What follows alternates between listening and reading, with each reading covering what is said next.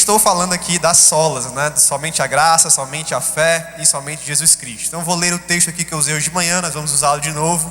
E eu vou ler aqui, pedir para que você abra logo ele aí, Romanos capítulo 3, verso 21.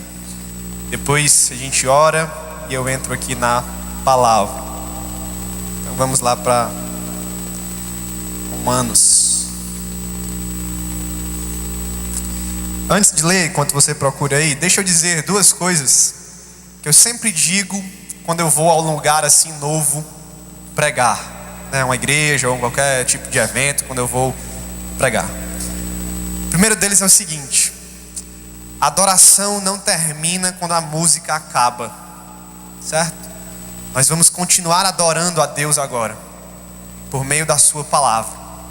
A palavra de Deus aqui, ela exalta o Senhor, ela adora o Senhor. A exposição da palavra exalta o nome do Deus da palavra.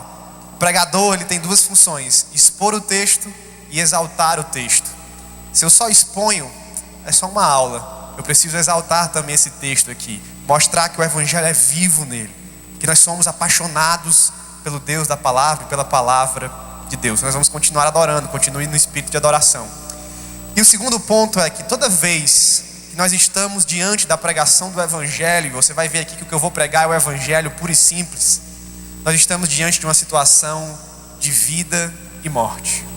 E quando nós estamos diante de uma situação de vida e morte, a atenção é total. O olho está fixado, o coração acelera, porque nós estamos diante de algo, de uma tensão entre a vida e a morte. Se o evangelho faz sentido na nossa vida, se entra no nosso coração, se nós cremos nele, então a vida, senão a morte. Esse é um momento crucial. O momento da pregação é um momento dessa tensão, né? Boa para nós que cremos no evangelho. Se você não crê ainda, creia de todo o seu coração nele. Vamos ler aqui Romanos 3, vou ler do verso 21 até o 31. Depois eu vou ler um pouco do 4, que a gente vai entrar no 4 também. Então, verso 21 até o 31 diz o seguinte: mas agora, sem lei, se manifestou a justiça de Deus, testemunhada pela lei e pelos profetas. Justiça de Deus mediante a fé em Jesus Cristo, para todos e sobre todos os que creem, porque não há distinção, pois todos pecaram e carecem da glória de Deus, sendo justificados gratuitamente por sua graça, mediante a redenção que há em Cristo Jesus. Esse é o texto aqui central de hoje. A quem Deus propôs no seu sangue como propiciação mediante a fé, para manifestar a sua justiça, por ter Deus na sua tolerância deixado impunes os pecados anteriormente cometidos, tendo em vista a manifestação da sua justiça no tempo presente, para ele mesmo ser justo e justificador daquele que tem fé em Jesus. Onde, pois, está a jactância, ou vanglória, ou orgulho? Foi de todo excluída. Porque lei das obras? Não, pelo contrário, pela lei da fé.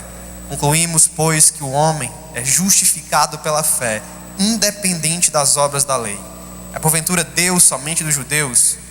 Não é o também dos gentios? Sim, também dos gentios. Visto que Deus é um só, o qual justificará por fé o circunciso e mediante a fé o incircunciso. Anulamos, pois, a lei pela fé? Não, de maneira nenhuma. Antes, confirmamos a lei. Vamos orar. Senhor, te agradecemos por essa noite, pelos cânticos aqui toados, pela tua igreja que te adora, pela tua palavra revelada, Senhor. Pedimos o poder do teu Espírito por meio da tua pregação. Que o Senhor fale conosco aqui. Que a graça, Senhor, enche as nossas vidas e os nossos corações e nos direcione ao Evangelho, a Jesus Cristo, a Deus Pai e ao Espírito Santo de Deus.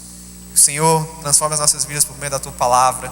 Nós dependemos de ti e dela para viver. E nós oramos assim, querendo continuar te adorando. No nome santo de Jesus. Amém.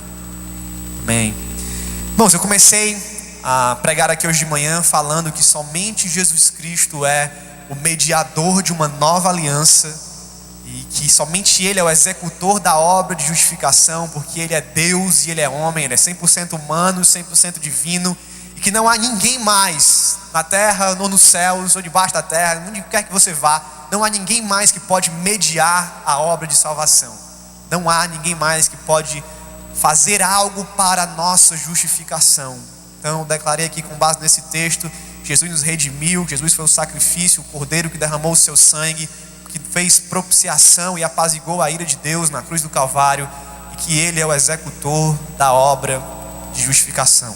Eu vou continuar falando disso amanhã, quando nós entrarmos somente pela fé, mas o ponto foi esse: Jesus Cristo é o centro das solas, Jesus Cristo é o meio de justificação que Deus usou para demonstrar a sua justiça, porque, como nós lemos aqui, não deixou o pecado impune, e para justificar o ímpio.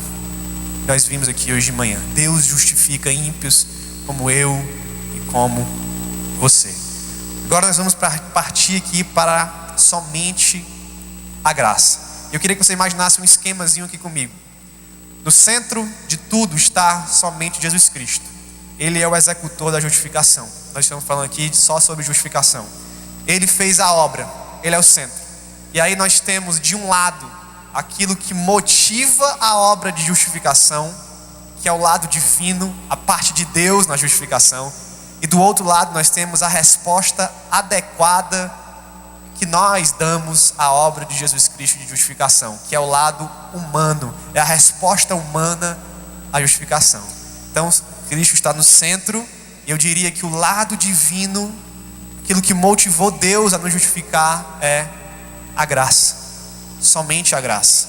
E no lado humano, a resposta apropriada a essa obra de Jesus Cristo que está no centro é a fé, somente a fé.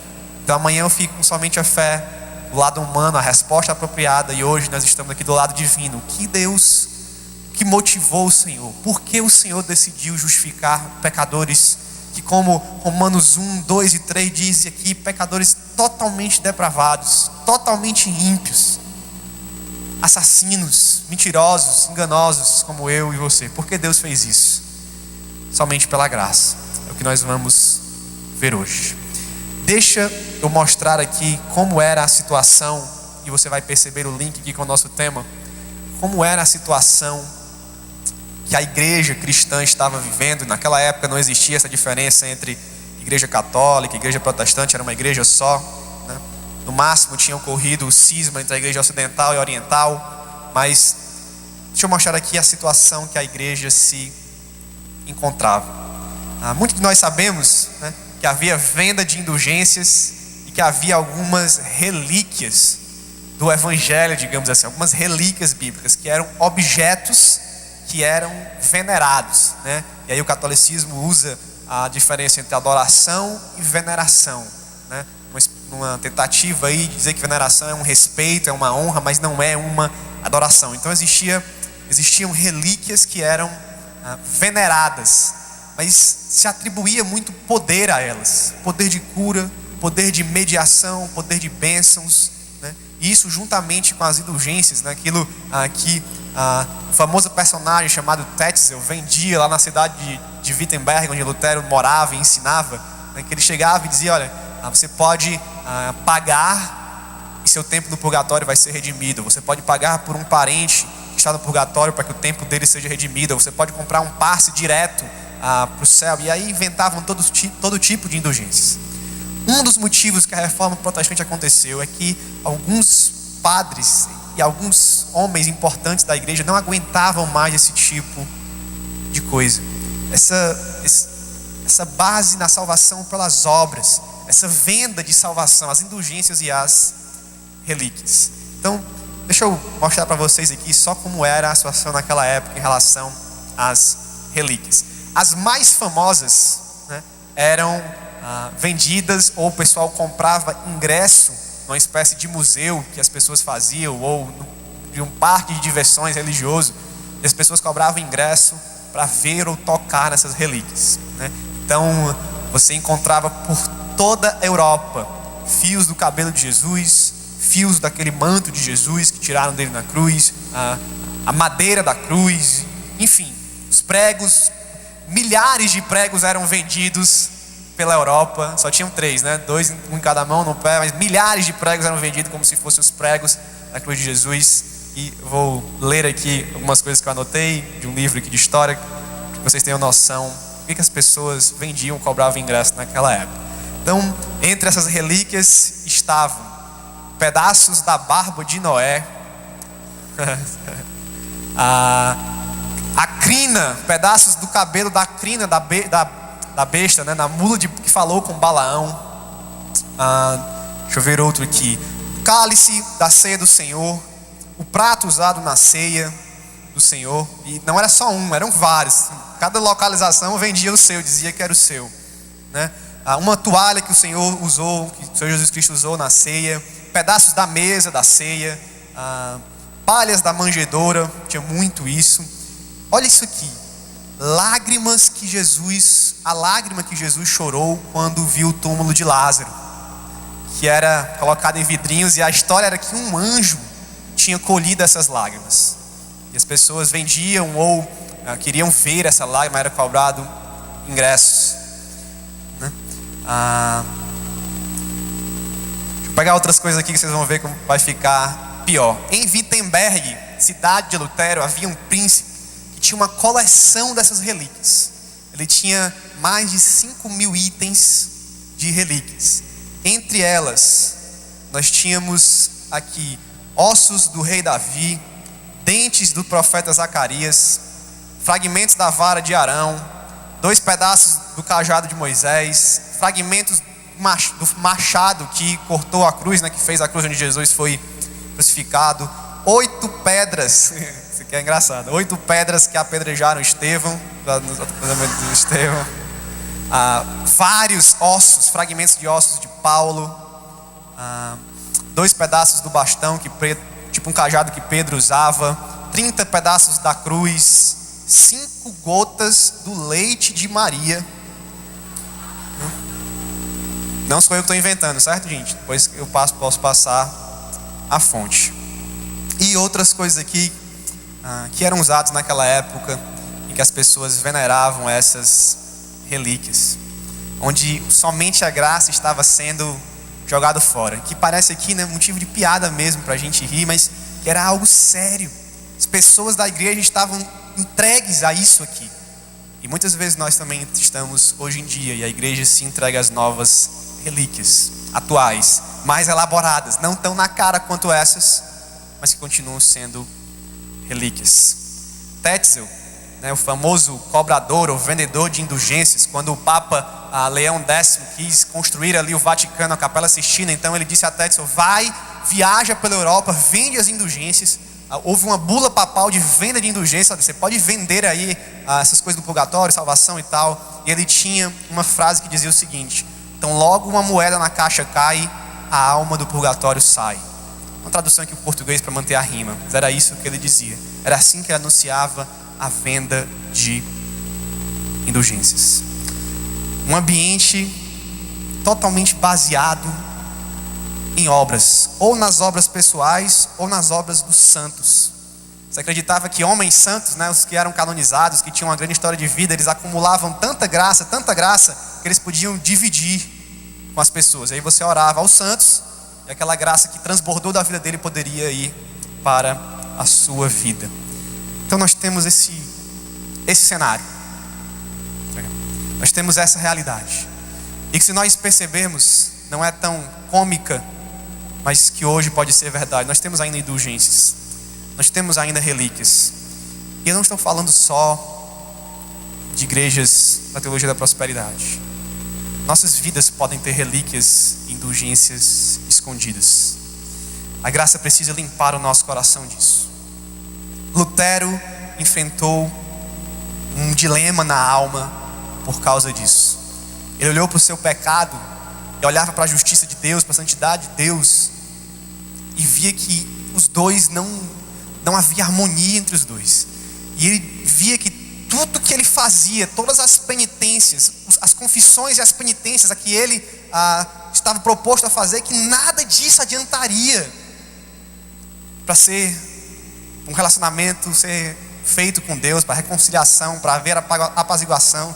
Lutero estava num dilema, e ele diz o seguinte aqui, um escrito famoso de Lutero, abre aspas aqui para ele: embora vivesse como um monge sem reprovação, eu sentia que era um pecador diante de Deus, com uma consciência extremamente perturbada.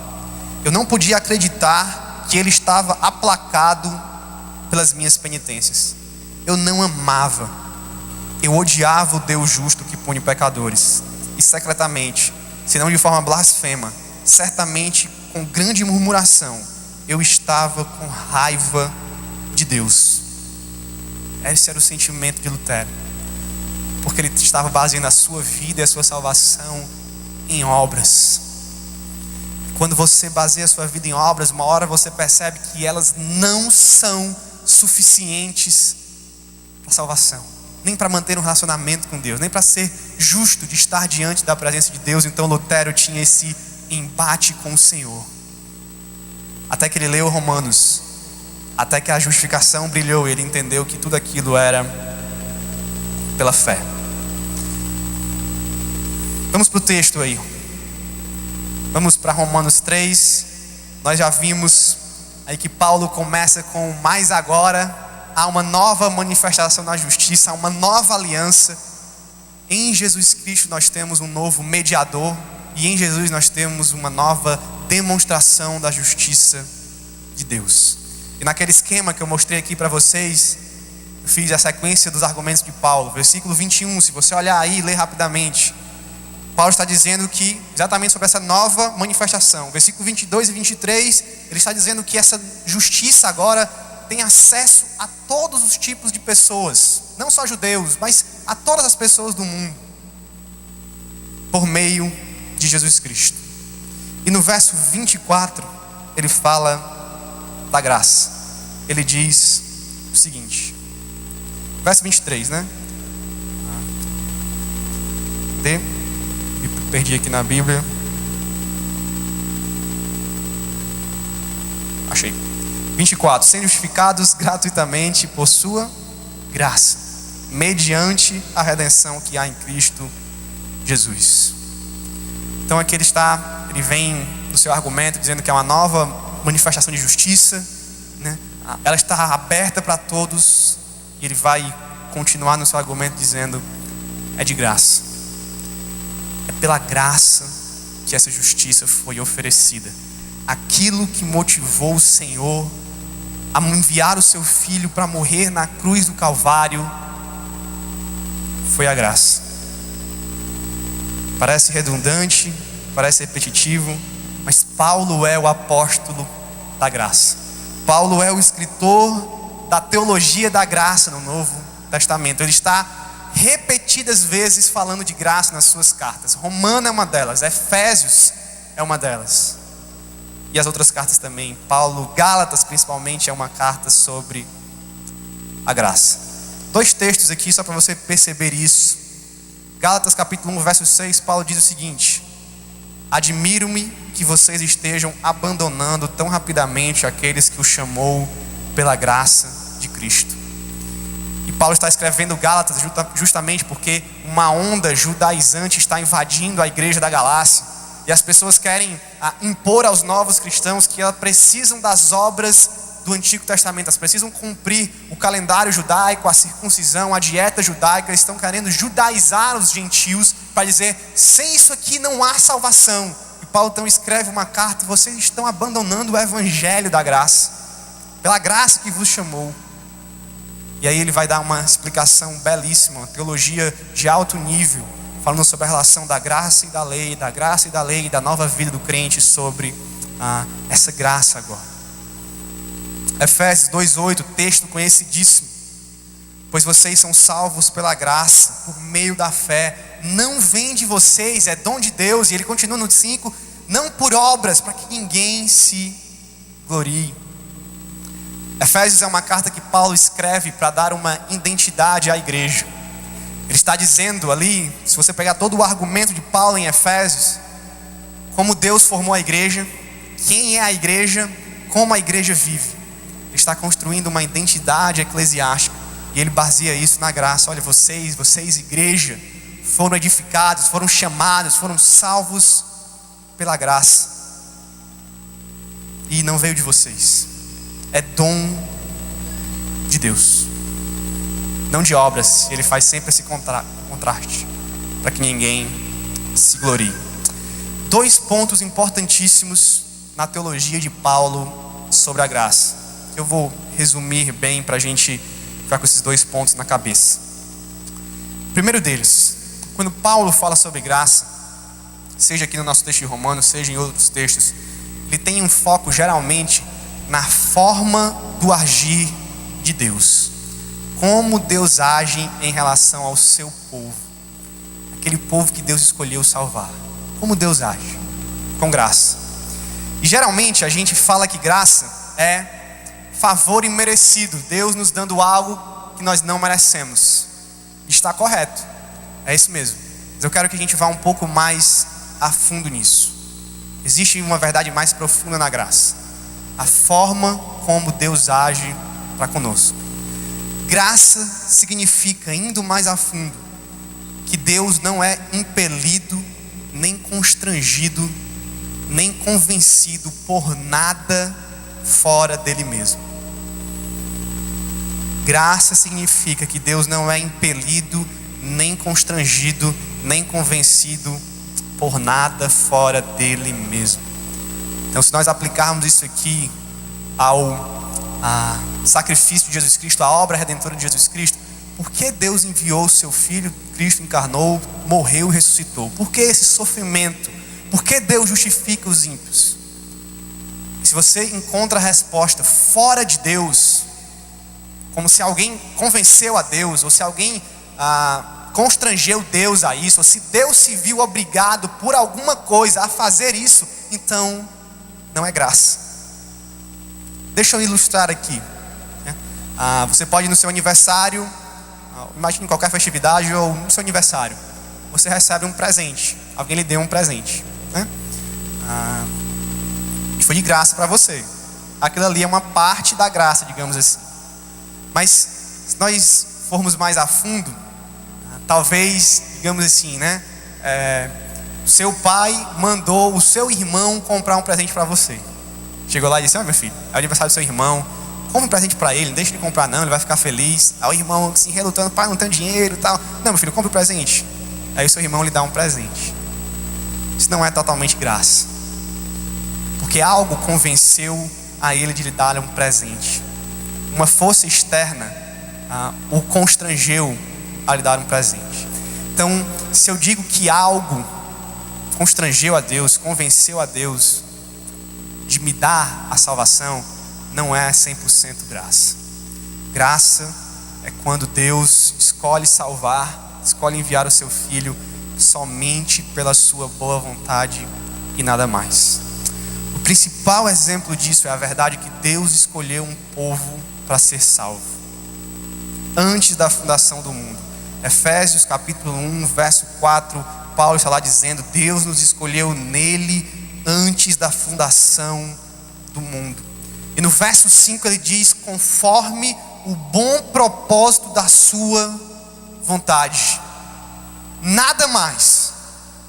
Que levou Deus a escolher um povo e enviar um filho para morrer por esse povo? Sua boa vontade. Se Deus fez isso porque Ele viu a fé que eu tinha, ou Ele viu o quão bom eu seria no futuro, não é mais graça. Porque a minha atitude aqui constrangeu Deus a enviar o seu Filho, convenceu Deus que Ele precisaria enviar o seu Filho por causa de alguma coisa que eu fiz ou que eu demonstrei. Não é graça. Não é 100% graça. Não é somente a graça de Deus. Então graça é favor imerecido, sim, é algo que nós não merecemos, mas é algo pelo qual Deus fez somente pela sua vontade. Somente ali no pacto que houve entre o Pai, o Filho e o Espírito Santo, e nada mais, ninguém mais, nenhuma criatura, o diabo, os anjos, eu, você, ninguém constrangeu a Deus. Esse é o primeiro ponto. O segundo ponto da teologia de Paulo é que ele sempre está constatando, fazendo a oposição entre viver pela graça e viver confiando nas obras da lei. Graça significa que as nossas obras aqui, as relíquias, as indulgências, não contam em nada para a nossa salvação. Isso aqui não entra na cabeça das pessoas. parece uma coisa tão bonita para quem é crente, parece para mim assim, eu leio isso aqui, é óbvio, está na palavra de Deus. Mas quando nós nos submetemos a essa verdade aqui, paramos para pensar ou dizemos isso para alguém, é muito difícil admitir que nós não somos os super-heróis da nossa vida. De que a minha salvação, a salvação da minha esposa, dos meus filhos, não depende de mim em nada. Foi outro que fez e eu só recebi isso. Paulo está dizendo o tempo todo isso. Não pelas obras, não pelas obras da lei. Ninguém vai ser justificado pelas obras da lei. É como foi tirada uma oferta aqui. E uma das coisas mais difíceis para quem vive do ministério, o pastor pode falar isso, acho que o Marcos também pode falar isso, é que você passa a depender das ofertas dos irmãos e das igrejas. Você não tem aquilo de, certo, eu estou trabalhando, posso até ganhar um salário aqui da igreja, mas se os irmãos pararem de dizimar, de ofertar, não tem mais sustento, você depende dos irmãos para sobreviver. Porque você não tem um trabalho onde ali você trabalha e tem um salário fixo todo mês, assim, que a empresa vai lhe pagar, mas depende da igreja. E muitas vezes você vai pregar em outros lugares. Por exemplo, eu vivo hoje, um exemplo pessoal, não para me vanglória, mas só para ilustrar aqui. Eu dependo das ofertas de alguns irmãos que me ajudam a pagar algumas coisas. Não está nas minhas mãos. E eu lembro que quando eu fui entrar no ministério, e um dos presbíteros lá da igreja, um homem muito sábio, ele olhou para mim e disse: você tem problema em receber, em aceitar a oferta dos irmãos, em viver necessitando das ofertas dos irmãos? Ele disse: cara, eu trabalho desde cedo, é difícil para mim, não vou mentir. Ele falou: aprenda. Isso é humildade. É a mesma coisa aqui. Nossas obras aqui não contam de nada. Quando nós chegarmos diante do grande trono branco de Deus, do juízo final, Deus não vai olhar para nada que nós fizemos para validar ou não validar a salvação, porque é tudo pela graça. Deixa eu dizer uma coisa aqui: Deus não requer nenhuma obra de nós, porque nós não seríamos capazes de dar ou oferecer nada do que fosse necessário. Deus é sábio quanto a isso. Deus é misericordioso quanto a isso. E uma coisa que eu queria que a gente lembrasse é que eu falei de Jesus Cristo hoje de manhã, e que a salvação é de graça para nós, mas custou caro para Deus. Houve um preço que foi pago, houve um sangue derramado. Deus enviou o seu Filho para morrer na cruz do Calvário, para que de graça fosse oferecido a nós. Mas não foi de graça para Deus, houve um sacrifício. E nós não cumprimos a lei ou tentamos obedecer para sermos salvos, mas somos salvos para obedecer, em amor e gratidão. O crente, ele não obedece, ele não segue a lei de Cristo por medo ou por barganha ou por troca de indulgências. Ele obedece por honra, por amor, por gratidão, por tamanho sacrifício que nós fizemos. Como Paulo está dizendo, eu vou falar disso amanhã, nós não anulamos a lei de jeito nenhum. Antes nós cumprimos a lei.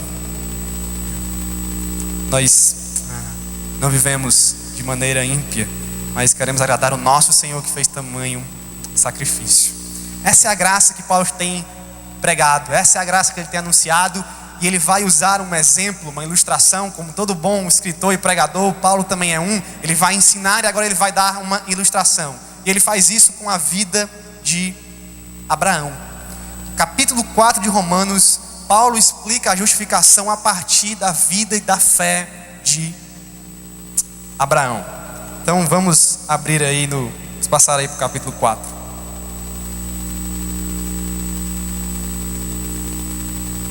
Vou ler só do 1 até o 6. A gente vai fazer um comparativo aqui com o texto do capítulo 3. Então preste atenção nesse texto. Que pois diremos ter alcançado Abraão, nosso pai segundo a carne? Porque se Abraão foi justificado por obras, tem de que se gloriar, porém não diante de Deus. Pois que diz a Escritura? Abraão creu em Deus e isso lhe foi imputado para a justiça. Ora, ao que trabalha, o salário não é considerado como favor, e sim como dívida. Mas ao que não trabalha, porém crê naquele que justifica o ímpio, sua fé lhe é atribuída como justiça. E é assim também que Davi declara ser bem-aventurado o homem a quem Deus atribui justiça, independente de obras. Deixa eu ler aqui o restinho. Bem-aventurados aqueles cujas iniquidades são perdoadas e cujos pecados são cobertos. Bem-aventurado o homem a quem o Senhor jamais imputará pecado. E aí do 9 em diante ele vai começar a dizer as mesmas coisas assim. Não é só sobre judeus e gentios, não é só sobre circunciso e incircunciso, mas a graça está sem distinção de pessoas, não faz distinção de tipos de pessoa. Vamos olhar aqui para Abraão. Falei na atividade, né? Para Abraão aqui, né? Para Abraão. Comparar com a nossa vida. Quero primeiro fazer um comparativo entre as afirmações de Paulo no capítulo 3, do verso 28 ao 30. Então fique aí com o 3 e com o 4 abertos. Fazer essa comparação com o ensino de Paulo e a ilustração que Paulo faz de Abraão. Verso 27, aqui Paulo diz o seguinte, vou ler aqui na NVI, né? Onde está então o motivo de vanglória? Na atualizada aí a jactância, né? O orgulho. Paulo diz, se é pela graça, é excluído, não há. Verso 27. No verso 2 do capítulo 4, Paulo fala a mesma coisa usando a vida de Abraão. Se de fato Abraão foi justificado por obras, então ele tem do que se gloriar. Percebe o comparativo? Quem vai se gloriar? Ninguém. E depois ele fala, se Abraão foi justificado por obras, ele teria do que se gloriar. Mas ele não tem também, porque ele não foi justificado por obras. Verso 28 do capítulo 3, Paulo diz, essa justificação que ele está falando é independente da obediência da lei. A lei não conta para a justificação. E no verso 3 do capítulo 4, ilustrando Abraão, ele diz, Abraão creu e isso lhe foi creditado ou imputado como justiça. Então ele diz no verso 28, olha, obras não contam de nada. E ele diz assim, olha, Abraão não fez obras, Abraão creu e isso foi lhe imputado para a justiça. Verso 30 do capítulo 3, está acompanhando, né? Vamos lá, verso 30 do capítulo 3, Paulo está argumentando, pela fé justificará os circuncisos e os incircuncisos, judeus e não judeus. E no verso 9 em diante do capítulo 4 ele diz, destina-se essa felicidade apenas aos circuncisos ou também aos incircuncisos? Não. Paulo está falando a mesma coisa. Ela está sem distinção de pessoas. Deus se revelou a todos os povos, no sentido de que a graça dele está disponível a todo tipo de pessoas sem distinção. Então ele está usando nesses 3 pontos.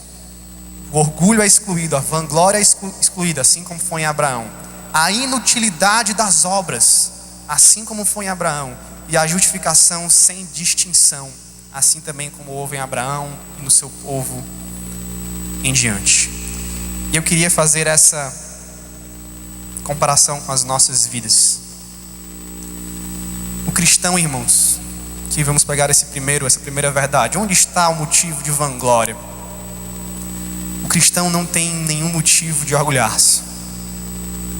O cristão não tem nenhum motivo de ser um espírito altivo, de ter uma personalidade arrogante. Nós não temos nem essa liberdade porque é pecado, mas nós não temos nem a razão para isso. E aqui eu falo dessa vanglória, desse espírito orgulhoso, arrogante, tanto entre irmãos, igreja, como entre crentes e descrentes. Não há motivo para pensarmos aqui que um foi salvo primeiro, ou é salvo melhor, ou é mais edificado porque é melhor do que outro, porque faz mais obras do que outro, porque elas não valem de nada para a nossa salvação. Então, só ilustrando aqui numa historinha. Supomos que vamos usar 2 irmãos gêmeos aqui, para ser bem extravagante o exemplo. 2 irmãos gêmeos chegam aqui na igreja no mesmo dia, né? Eles vêm juntos e eles ouvem a pregação do evangelho. E aquele irmão gêmeo, digamos, vou usar aqui, Pedro e João. O Pedro se converte no primeiro dia. Ele chegou, ele ouviu a mesma pregação e ele se converteu. E o João nada. E o João passou 2 anos vindo a todos os cultos que o Pedro vinha, ouvindo as mesmas pregações e não se converteu. E depois de 2 anos ele se converteu. Quem é melhor do que o outro? Nenhum dos dois. Quem foi que agiu melhor para se converter? Nenhum dos dois. Por que um se converteu antes e o outro apenas depois de 2 anos? Porque a graça de Deus é soberana. Ele salva quem Ele quer, quando Ele quer. Então não há motivo para vanglória, não há motivo para orgulho, não há motivo para o Pedro bater dizendo no peito e disse: eu me converti no primeiro culto, meu irmão demorou 2 anos para se converter. A graça não faz esse tipo de distinção, não faz esse tipo de nivelamento entre os salvos, as castas, como há no hindu. Não há isso no Evangelho. Nós somos iguais nesse sentido, porque nossas obras não valem de nada. Algo que me incomoda bastante é o sentimento de: eu já vi isso, já percebi isso, né? Graças a Deus, não no meu meio assim, talvez possa até ter, mas nunca percebi. Mas pessoas às vezes que eu me deparo que sentem que como crentes são superiores aos descrentes, tratam até os descrentes como, sei lá, uma raça inferior, como se: olha, eu sou crente, Deus me escolheu, eu sou santo, e ali é um ímpio. E há esse orgulho no coração de achar que nós crentes somos algo superior, fizemos algo melhor para estarmos na posição de crentes. Isso não é o Evangelho. Isso é uma característica de seita, né? De heresias. Nossa atitude também para com os ímpios, para com os descrentes, é de humildade. Dizer: eu só não estou desse lado aí, eu só não estou entregue ao meu pecado hoje, eu só não sou um descrente hoje porque a graça de Deus me buscou e me salvou e eu nada pude fazer. E eu oro para que Deus faça isso com eles também, porque não foi nada que eu fiz, nenhuma relíquia, nenhuma indulgência, nenhuma fé extraordinária que eu tive sozinho a partir de mim mesmo. Foi Deus quem fez. Então não há em nós cristãos nem a liberdade, nem motivação, nem razão nenhuma para sermos orgulhosos, para andarmos peito estufado, acharmos que nós somos o Batman da história, né? Eu gosto muito do Batman. Não tem motivo nenhum para isso. Segundo, gente, só lembrando que esse primeiro ponto aqui eu não estou inventando. Paulo está dizendo, e Paulo está usando a vida de Abraão para dizer isso. E o ponto interessante é que Abraão faz... A gente conhece a história de Abraão. Deus fez uma promessa a Abraão de dizer assim: você vai ser o pai de uma nação, e através de ti as famílias de toda a terra serão abençoadas. Abraão poderia bater no peito e dizer: rapaz, eu sou o cara desse mundo, por meio de mim, da minha descendência, as famílias serão abençoadas. Mas Deus deu aquela promessa mediante não as obras de Abraão, mas porque simplesmente ele creu na graça de Deus. E a mente vai falar sobre fé. Qual é a relação dela com a salvação e com as obras? Então, se Abraão não teve esse motivo, muito menos nós, né? Muito menos nós. Segundo, gente, as obras são inúteis para a nossa salvação. Eu não estou falando do pós-salvação. Santificação não está sendo tratada aqui. Justificação é uma coisa. Justificação é pontual, acontece uma vez, Deus nos declara justo. Eu vou falar sobre isso amanhã. Santificação é outra coisa. Eu estou falando aqui do ato de justificação. Nossas obras não contam para Ele. Então nós precisamos parar de basear o nosso relacionamento com Deus, a nossa intimidade com Deus nas obras. Eu já sofri demais por causa disso. Vamos ilustrar aqui. É domingo na igreja e você brigou com a sua esposa. Teve mesmo lá no Ceará diz uma peia, né? Tem uma peia lá com ela, uma confusão. Não bateu, mas discutiu. Os dois foram para um lado para o outro, não se falaram o domingo inteiro. E você se acha por isso indigno de talvez orar a Deus.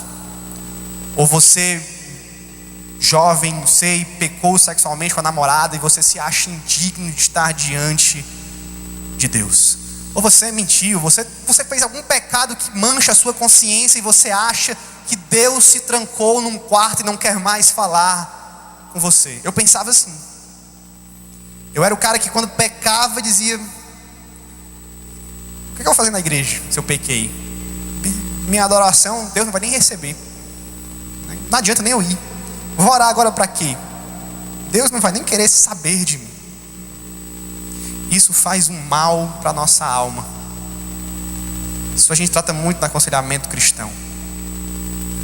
Pessoas que tratam da sua intimidade com Deus com base nas nossas obras e não na bondade graciosa de Deus. Quando nós pecamos, quando nós caímos, quando nós erramos, nós deveríamos ir para diante do Senhor, nos entregar a Ele, porque a graça dele é a mediadora. Jesus Cristo é o mediador gracioso entre nós e o Senhor Deus. Não são as minhas obras. Nesse sentido de relacionamento de salvação, Deus não fica mais distante quando eu peco. Isso precisa estar no nosso coração. Nossa justificação é independente da obediência da lei.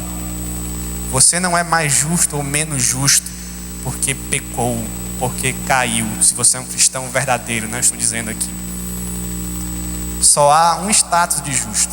É justo, justificado. Não há mudança disso. Não há ninguém, digamos, mais justificado do que outros nesse sentido. A doutrina católica faz essa separação. Para eles, justificação é um processo onde eu vou me tornando justo com o tempo. E aí há pessoas que são mais justas e menos justas. Mas nós, protestantes, cremos que justificação é igual para todos. Fique com isso.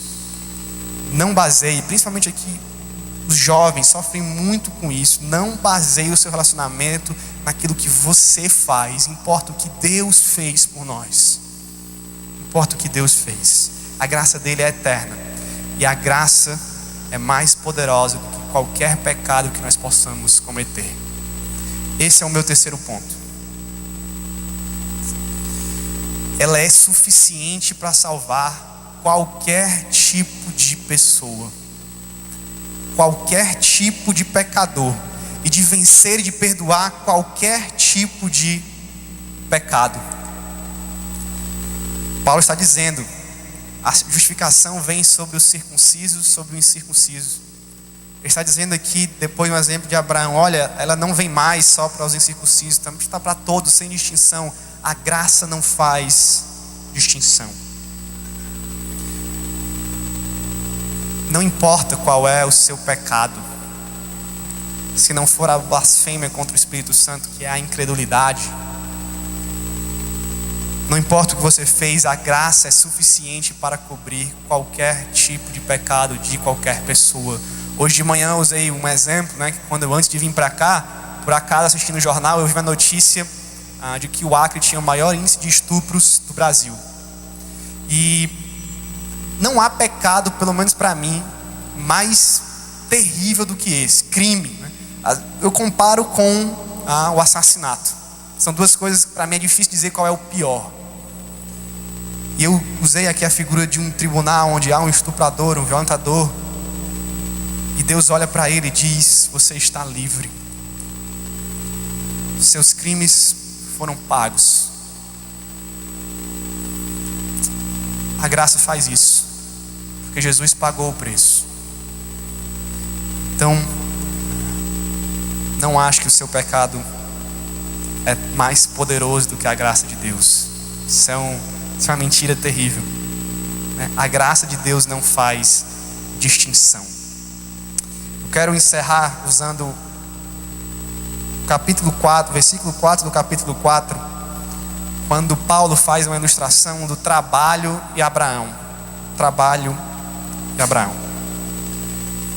Dentro do exemplo de Abraão nós encontramos esse texto aqui, versículo 4. Diz o seguinte: ora, o salário do trabalhador não é considerado como favor, mas é uma dívida. Todavia, aquele que não trabalha, mas confia em Deus, que justifica o ímpio, e aqui é a expressão que eu usei hoje de manhã: Deus justifica o ímpio. Isso aqui deveria fazer o nosso coração palpitar assim: como Deus pode justificar um ímpio? Como Deus pode dizer a um estuprador, a um pecador, a um mentiroso, a um Pedro da vida, a qualquer um de nós aqui: você está livre, você vive diante de mim, você pode entrar no Santo dos Santos, na presença de Deus, como alguém justo, perdoado, redimido, resgatado. Como Deus justifica o ímpio? E a explicação aqui é que Ele acredita justiça. A justiça de Cristo é contada como a nossa justiça. E o exemplo aqui do trabalho é exatamente esse. Quando alguém trabalha, o dinheiro que ele recebe no final do mês é uma dívida que o seu patrão tem com ele. Ele trabalhou, então ele merece um pagamento. Ele trabalhou por aquele dinheiro. A mão de obra dele precisa ser restituída, precisa ser paga. Quando nós dizemos que Deus nos dá a salvação, quando Deus nos justifica por algo que nós fazemos, nós estamos dizendo que Deus tem uma dívida conosco. Estou dizendo que Deus tem uma dívida comigo, que Deus é meu devedor. Esse é o exemplo de Paulo. Isso aqui é forte quando a gente pensa em Deus. Quando eu digo até mesmo que Ele anteviu a minha fé, e por causa da minha fé, da fé que eu mesmo tive, que foi gerada por mim mesmo, por causa dessa fé, Ele decidiu me justificar. Até isso, quando eu trato a minha fé como uma obra, Deus teria uma dívida comigo. Mas é claro que Ele não tem.